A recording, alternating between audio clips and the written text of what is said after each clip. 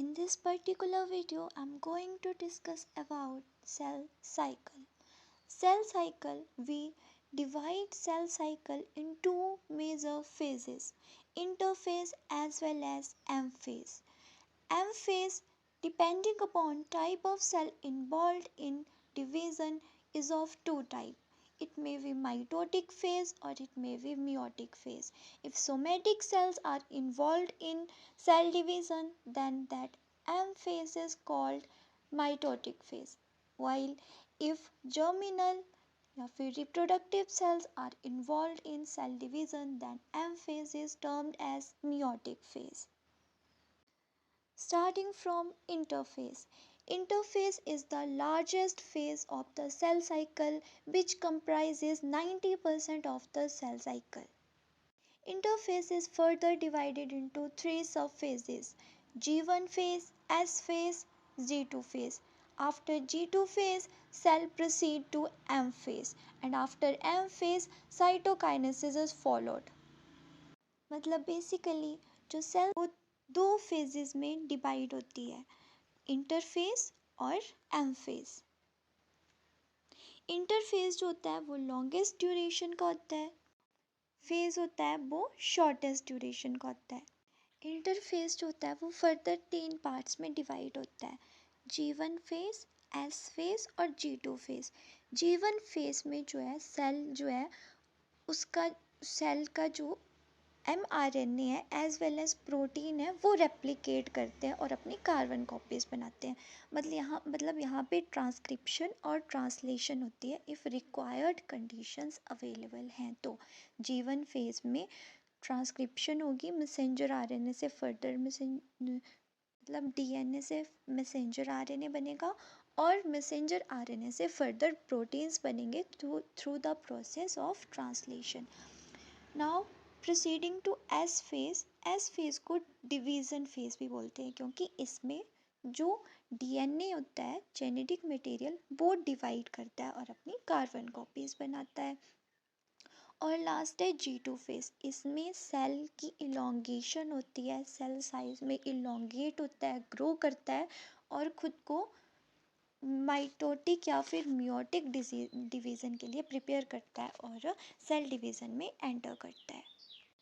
After undergoing these sub stages, cell division वाले phase में enter करता है जिसको बोलते हैं माइटोसिस या फिर मियोसिस. अगर सोमैटिक सेल्स की डिवीज़न हो रही है तो वो माइटोसिस है और अगर जर्मिनल या फिर रिप्रोडक्टिव सेल्स की डिवीज़न हो रही है तो वो मियोसिस है. माइटोसिस के 4 फर्दर सब फेजेस होते हैं: prophase, metaphase, anaphase and telophase. Prophase में जो सेल है उसका जो क्रोमेटिड मटेरियल होता है वो कंडेंस होना स्टार्ट कर देता है, शॉर्ट और थिक होना स्टार्ट कर देता है और सिस्टर क्रोमेटिड्स की फॉर्मेशन करता है.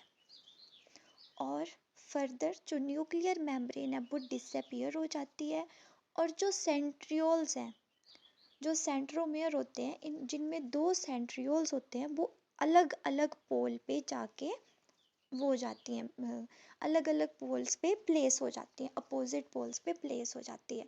This was about prophase. Now proceeding to metaphase. Metaphase में जो है स्पिंडल फॉर्मेशन होती है, मतलब सेंट्रोमेयर से स्पिंडल फाइबर्स निकलेंगे और जो सिस्टर क्रोमेटिड्स थे वो इक्वेटोरियल प्लेन पे खुद को असाइन कर देंगे और थ्रू सेंट्रोमेयर जो स्पिंडल फाइबर्स हैं उनके अराउंड जो है अटैच हो जाएंगे. Now proceeding to anaphase. तो एनाफेज में जो सिस्टर क्रोमेटिड्स इक्वेटोरियल प्लेन पे असाइन हुई थी स्पिंडल फाइबर्स के थ्रू, अटैचमेंट के थ्रू, वो ब्रेक हो जाएंगी और अलग अलग हो जाएंगी और उनकी सेंट्रोमेयर भी अलग हो जाएगी. सेंट्रोमेयर और अलग अलग सिस्टर क्रोमेटिड्स जो है पोल की साइड को मूव करना स्टार्ट कर देंगी क्योंकि जो स्पिंडल फाइबर्स हैं उनकी शॉर्टनिंग हो जाएगी. स्पिंडल फाइबर छोटे होते जाएंगे और जो क्रोमेटिड्स हैं, जो सिस्टर क्रोमेटिड जो ब्रेक होके अलग अलग क्रोमेटिड्स में कन्वर्ट हो गई, वो भी पोल की साइड को मूव करना स्टार्ट कर देंगी थ्रू स्पिंडल फाइबर्स. और जब क्रोमैटिड्स अलग अलग पोल पे एक्यूमुलेट हो जाएंगी उस फेज को, तब हम बोलेंगे कि एनाफेज कंप्लीट हो गया। अब लास्ट फेज है टीलोफेज। तो टीलोफेज में जो क्रोमैटिड्स हैं वो फर्दर कंडेंस होना स्टार्ट हो जाएंगे, न्यूक्लियर मेम्ब्रेन रीअपियर हो जाएगी, न्यूक्लियोलस रीअपियर हो जाएगा। और ये था एम फेज। अब एम फेज ख़त्म हो गया, इसके बाद साइटोकाइनेसिस होगी, साइटोप्लाज्म का डिवीज़न होगा और दो डॉटर सेल्स बन जाएंगे। तो एक सेल से through mitotic division and cytokinesis, mitotic division को हम पूरे माइटोटिक डिवीज़न को बोलते हैं कैरियोकाइनेसिस, क्योंकि यहाँ पे न्यूक्लियस का डिवीज़न हो रहा था। अब जो इसके बाद है साइटोकाइनेसिस, जिसमें साइटोप्लाज्म का डिवीज़न हुआ और लास्ट में एक सेल से दो डॉटर सेल बन गए। और इस जो माइटोसिस होती है, क्योंकि ये एक से दो इक्वल सेल बना रही है, इसलिए इसको बोलते हैं equational division. Now proceeding to meiosis. अब हम मान रहे हैं कि जो डिवीज़न है वो सोमेटिक सेल्स में नहीं, रिप्रोडक्टिव सेल्स में हो रहा है, जैसे कि स्पर्म या फिर ओवरी में। ठीक है, तो वहाँ पे जो डिवीज़न प्रोसेस होगी उसको बोलेंगे मियोटिक डिवीज़न, मियोसिस।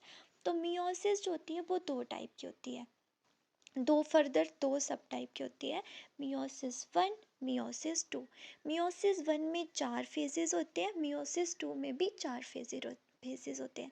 मियोसिस 1 के 4 फेजेस को बोलते हैं prophase 1, metaphase 1, anaphase 1 and telophase 1। वैसे ही मियोसिस 2 के फेजेस को prophase 2, metaphase 2, anaphase 2 as well as telophase 2। तो मियोटिक बन के प्रोफेज 1 में डिप्लॉइड सेल एंटर करता है सेल डिवीज़न में।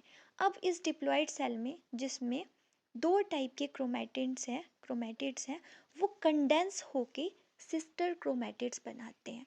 अब ये जो सिस्टर क्रोमैटिड्स हैं ये आपस में फ्यूज़ करते हैं, दो दो सिस्टर क्रोमैटिड्स फिर से फ्यूज़ करेंगे, थ्रू सेंट्रोमेयर अटैच होंगे और 4 सिस्टर क्रोमैटिड्स एक साथ ज्वाइन हो जाएंगे, इसको बोलेंगे टेट्राड स्टेज। और इस प्रोसेस को होमोलोगस सिस्टर क्रोमैटिड्स के फ्यूज़न को बोलेंगे साइनेप्सिस। और न्यूक्लियर मेम्ब्रेन डिसअपियर होगी और जो सेंट्रियोल है, जिसमें दो सेंट्रोमेयर्स होते हैं, वो अलग अलग पोल्स पे फैन आउट हो जाएंगे, मतलब अलग अलग अपोजिट पोल्स पे जाके सिचुएट हो जाएंगे। नाउ प्रोसीडिंग टू मेटाफेज 1 में स्पिंडल फाइबर की फॉर्मेशन होगी और जो होमोलोगस सिस्टर क्रोमैटिड्स थे जो टेट्राड की फॉर्मेशन में थे वो इक्वेटोरियल प्लेन पे असाइन हो जाएंगे और स्पिंडल फाइबर्स के साथ अटैच्ड हो जाएंगे थ्रू टीलोमेयर। नाउ एनाफेज 1 में सिस्टर जो टेट्राड सिस्टर क्रोमैटिड्स है वो अलग हो जाएंगे और टू डॉटर सिस्टर क्रोमैटिड्स की फॉर्म में अलग अलग हो जाएंगे और अपने पोल्स की साइड को, अलग अलग पोल्स की साइड को मूव करना स्टार्ट कर देंगे। और जब ये अलग अलग पोल पे पहुंच जाएंगे और स्पिंडल फाइबर डिसअपियर हो जाएगा, उसको बोलेंगे हम कि तब एनाफेज 1 ख़त्म हो गया। लास्ट है टीलोफेज। टीलोफेज में जो है ये जो न्यूक्लियर मेम्ब्रेन है वो वापस से रीअपियर हो जाएगी और साइटोकाइनेसिस होगी और दो सेल्स बन गए। अब लेकिन जो दो सेल बने, sorry I have left one thing, जो प्रोफेज 1 होगा उसमें पहले टेट्राड फॉर्मेशन हुई ना, दो होमोलोगस क्रोमोसोम जो है आपस में ज्वाइन हो गए, दो सिस्टर क्रोमैटिड्स आपस में ज्वाइन होकर टेट्राड की फॉर्मेशन कर रहे हैं। उसके बाद उनमें क्रॉसिंग ओवर भी होगा, वो अपने सेगमेंट्स को जो है वो इंटरचेंज करेंगे, जी जो एलील्स होते हैं उनकी इंटरचेंजिंग होगी और क्रॉसिंग ओवर होगा। इसकी वजह से जो टेट्राड सिस्टर क्रोमैटिड्स होंगे वो आपस में डिसिमिलर होंगे, सिमिलर नहीं होंगे।